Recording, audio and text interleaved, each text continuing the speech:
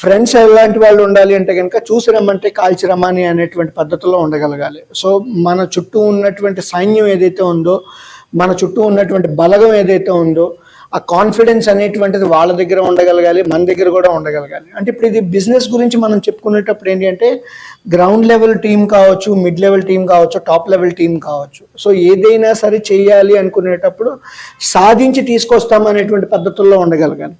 And ఈ మధ్య అనుకుంటా నాకు తెలిసి రెడ్ బస్ యాడ్ ఏదో చూపిస్తున్నాడు. అందులో ఏంటి అంటే కనుక మనం అమ్ముతుంది మురి మిక్చర్ తాలూకా బిజినెస్ లేదంటే ఆ టైప్ ఆఫ్ ఏదో చెప్తుంటారు.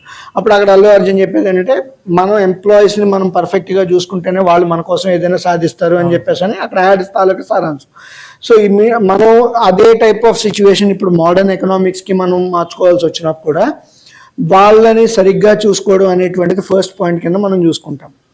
And at the same time చూసి రమ్మంటే కాల్చి రమ్మనేటువంటి